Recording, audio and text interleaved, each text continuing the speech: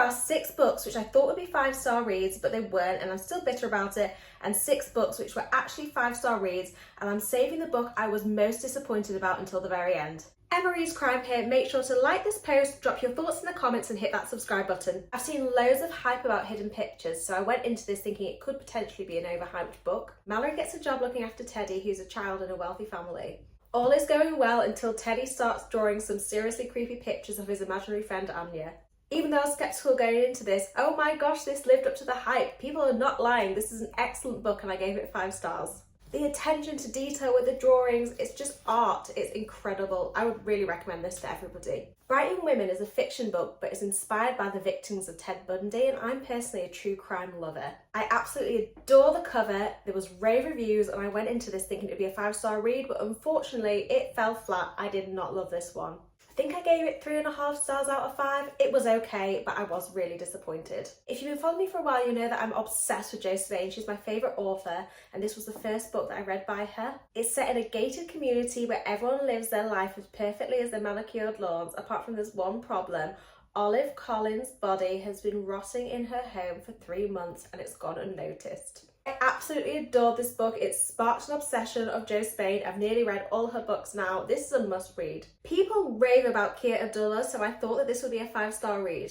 Salma moves to a suburban community with her family when she spots her neighbour ripping down an anti-racism banner that she's put on the lawn. I went into this thinking it would be a 5-star read. I did enjoy it and I gave it 4 stars, but it just didn't hit the 5-star mark for me. But I hear that Next of Kin by this author is much, much better, so that's going to be my next read by her.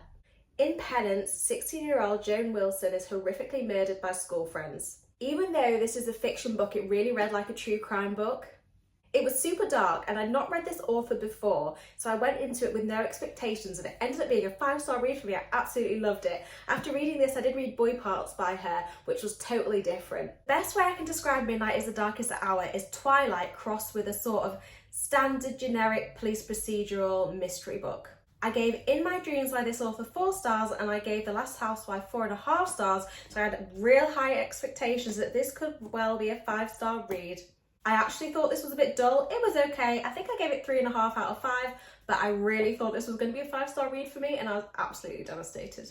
Where Sleeping Girls Lie is a YA dark academia thriller. I usually don't like YA books because I find them a bit babyish and childish given their intended audience, but I was hearing really good things about this prior to its release, so I had to see what everyone was talking about. Sade starts a boarding school and shortly after she joins, her roommate goes missing, so she starts to investigate what's happening and she starts to uncover really dark secrets which are going on in the school. Words cannot describe how much I love this book. This was my first 5-star read of 2024.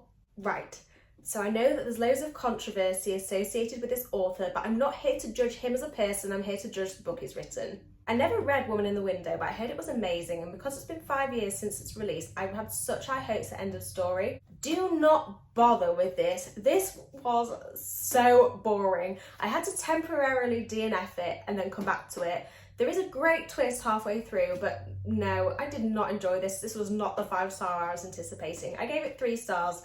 It would have been lower, but the twist really was excellent, but I still don't think it's worth picking up for that twist.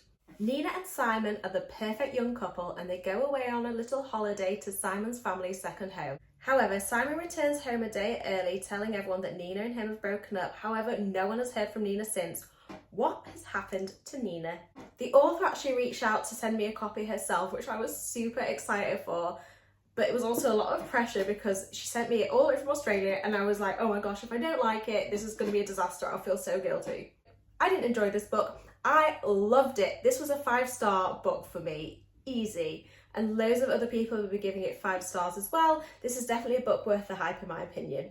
C.L. Taylor is an auto-buy author for me, and in her newest novel, The Stalkers Become the Stalkies.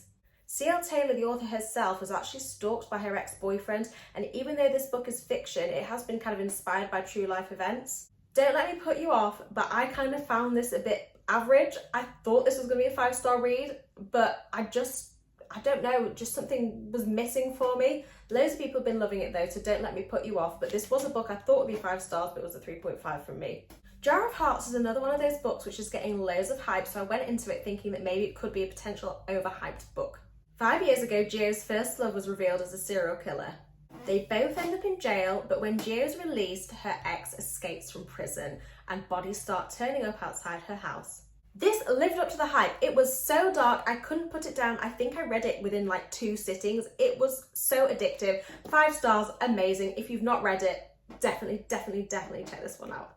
Now for the final book, and the one I was most gutted about. The Fury by Alex Michaelides. So obviously The Silent Patient was a massive hit, but that was written like 5 years ago. So with the 5-year wait, the anticipation made me think that this was going to be a masterpiece. I did enjoy it and I gave it 4 stars, but I was seriously disappointed because I thought it could have been so much better. I was also lucky enough to meet the author and he was so lovely, such a humble individual, so I felt really guilty that I didn't love this more than I did. Thank you so much for watching my video. Have you read any of these? What are your thoughts? Do you agree with me? Let me know what you think in the comments. Thank you. Bye.